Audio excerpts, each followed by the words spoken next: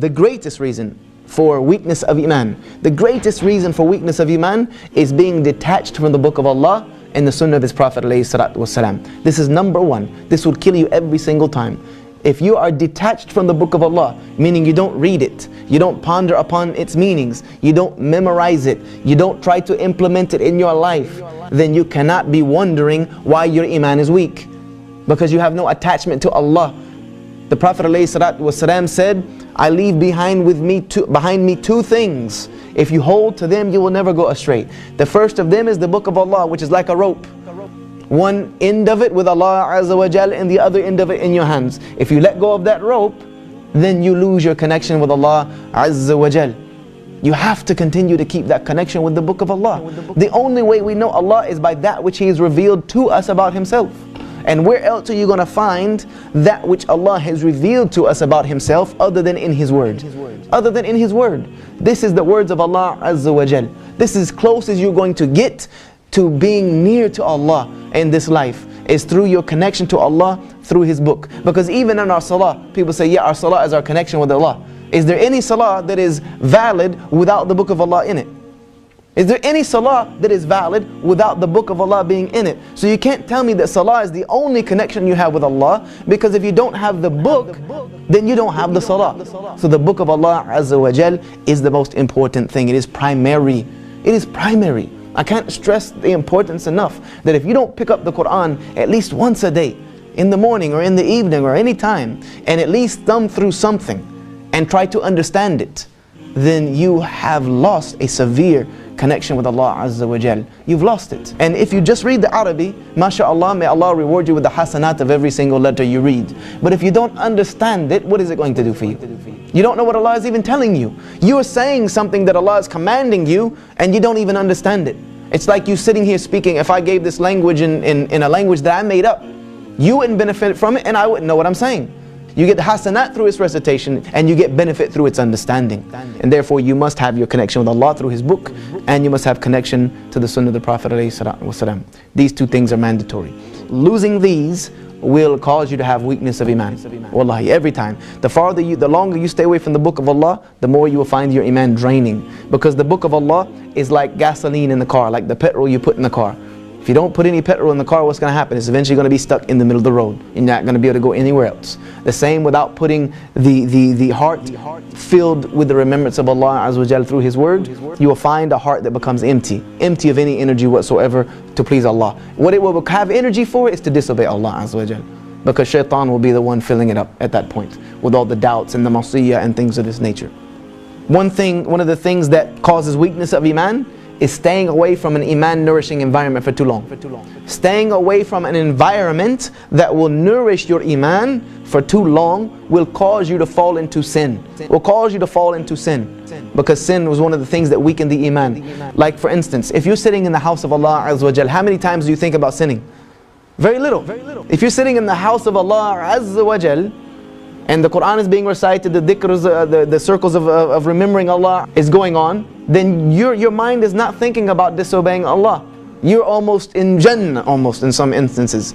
But the moment you go home and you start kicking it on Facebook and you're on Xbox Live or PS3 network, kicking footy around and things of this nature, what happens? You start thinking about disobeying Allah. Shaitan comes to you and you start getting into that mode in that environment. And the longer you stay away from the environment that nourishes Iman, the weaker you will become. Keeping away from righteous companions causes weakness of Iman. Keeping away from people who remind you of Allah Azza wa Jal. As the Prophet ﷺ said, be careful of who you take as your companion, because every man has the deen of his companion. The person you spend the most time with is someone who does not remember Allah Azza wa Jal, does not remember Allah the way you should remember Allah. Then guess what? Your Iman is going to suffer because of that, whether it's now or later on down the road. Because one thing I do know, in this life, either you're giving da'wah or you're getting da'wah. You should either try to bring your companion closer to you, or if you feel that you're too weak to do so, separate that company.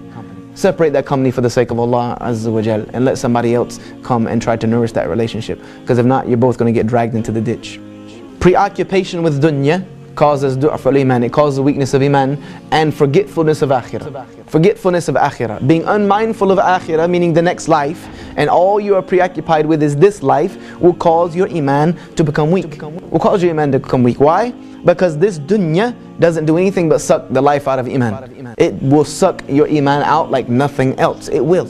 It doesn't mean that we cannot have anything from this dunya and have iman. No. But it must be in some balance. رَبَّنَا أَتِنَّا فِي الدُّنْيَا حَسَنَةً وَفِي الْآخِرَةِ حَسَنَةً وَقِنَا عَذَابَ النَّارِ. We ask Allah for the good of the life and the next, but upon that we ask for Allah to save us from the punishment of the next life. The Prophet ﷺ said, he is doomed who is the slave of the dinar and the dirham. That the person who is the slave of money is doomed. They're doomed. If all you do is a slave to the job, you're a slave to the paycheck. Every week you're a slave to this check, then you're doomed. You're doomed. That doesn't mean you don't need to go out and work. You must work, but work is ibadah. You need to understand that your work is an ibadah in and of itself.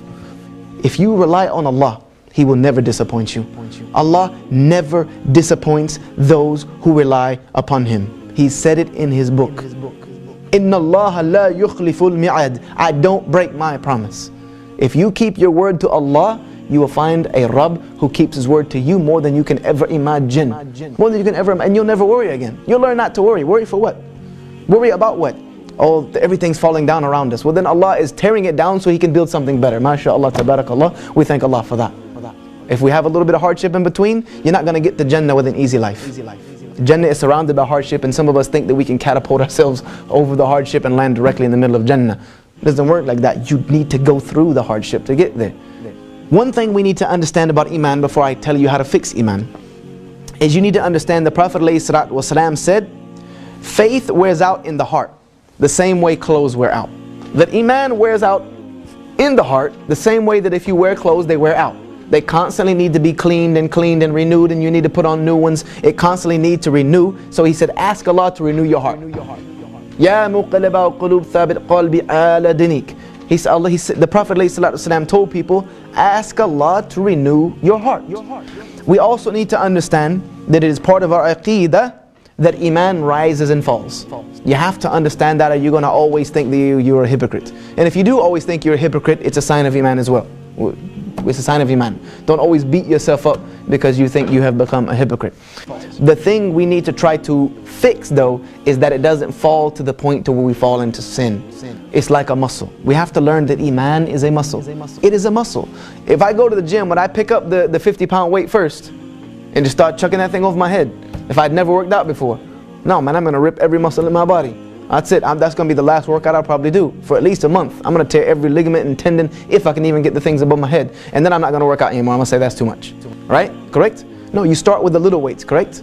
And then when those get easier, now you go to the other one. Because what happens is you build something called muscle memory, so that the muscles remember these movements and they get stronger. But if you stop working on those muscles, what happens? They go straight back downhill. Iman is a muscle that must be worked on. But if you want to work on your Iman, you can't start by saying, okay, I'm going to fix my Iman by reading 1 juz a day. I'm going to pray 20 rak'ah of qiyam al-layl. You know, I'm going to read 50 ahadith, this, that, and the third. Because why?